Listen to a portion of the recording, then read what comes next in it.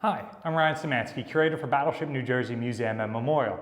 And today, we've just finished ballasting operations preparatory to bouncing the ship. Bouncing the ship is when halfway through the project, we're going to refloat her, move her about 4 feet forward, and then drop her back on the blocks.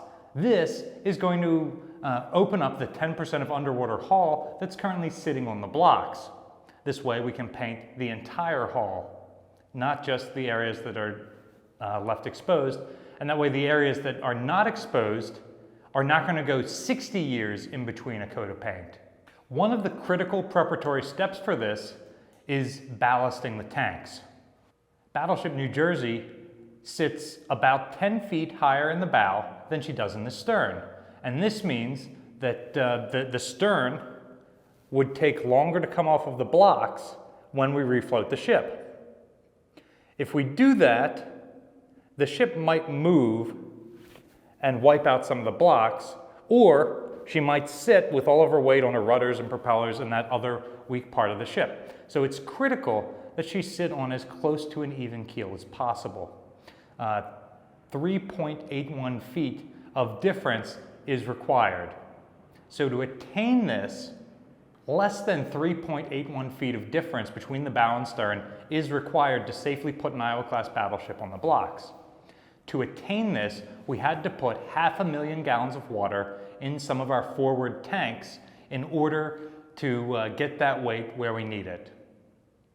We're using fresh, potable water, courtesy of the City of Philadelphia, in tanks that have been cleaned, both in 2000 before the museum opened up, and again, during this yard period. Now you may remember that we had to ballast these tanks about 2 months ago, preparatory to bringing the ship into dry dock. Why didn't we just leave the ballast water there? The problem is, it's warm. So you get what's called sweating, or those of you who have drunk a glass of water before know it as condensation. The water inside the tank will start to condense on the outside of the hull. If the hull is wet, we can't apply paint there. So we had to ballast the ship, bring her into dry dock, pump all the water out, put our system of coatings on the hull of the ship. Now that that's complete, we can reballast the ship to bump her, and then that same water is going to be able to get us back to Camden.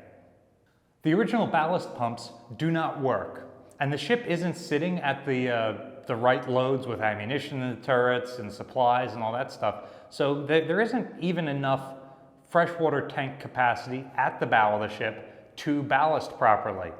We're not going to put fuel oil in there, so we had to use pumps provided by the companies Resolve and North Star.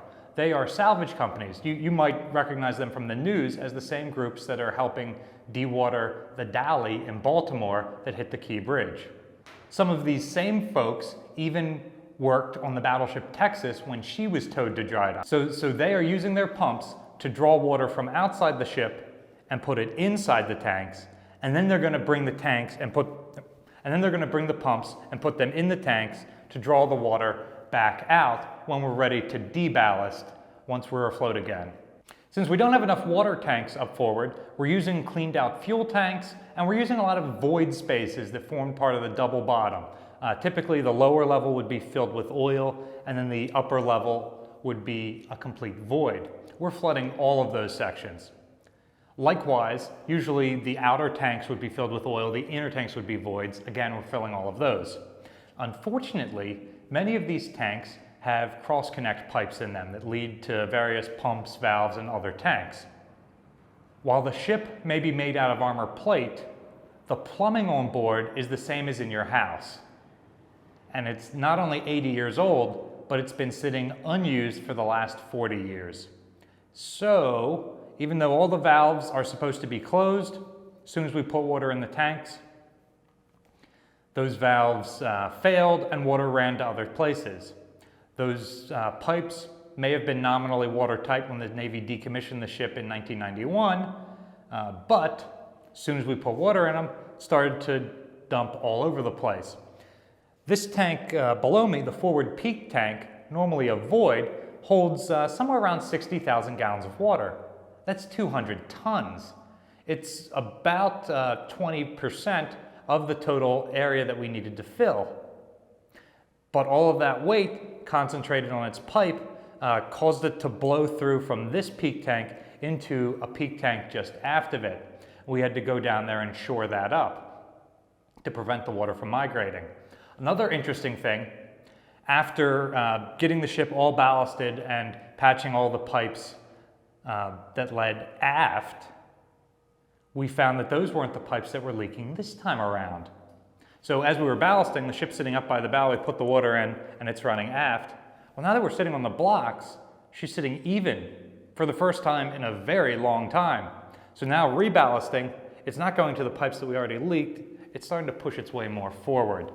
Plus, once we patch one area, that's no longer the weakest spot. That 200 tons of pressure goes to the next weakest spot and blows out there. So we've been chasing these areas and we've been using patches, we've been using plumber's epoxy, all sorts of stuff, just to buy us a couple of weeks of holding this water so that we've got enough weight where it's supposed to be. To plan this project, we're using the ship's original damage control plates. We're essentially flooding areas in the forward 7 trunks. These areas all nominally have watertight bulkheads that go between them.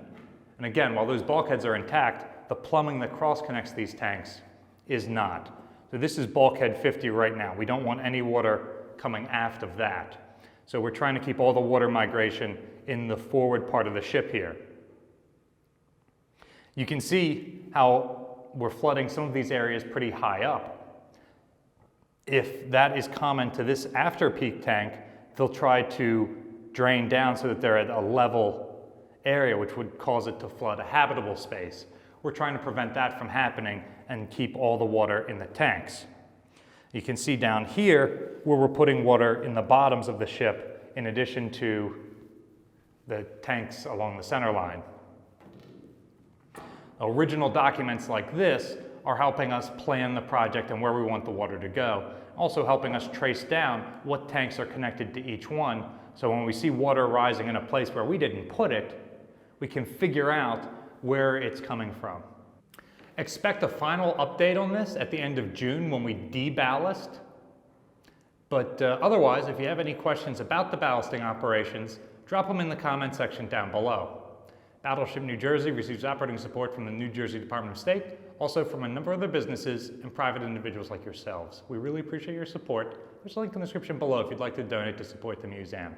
You can also support us by liking, sharing, and subscribing so more people find out about us and the channel. Thanks for watching.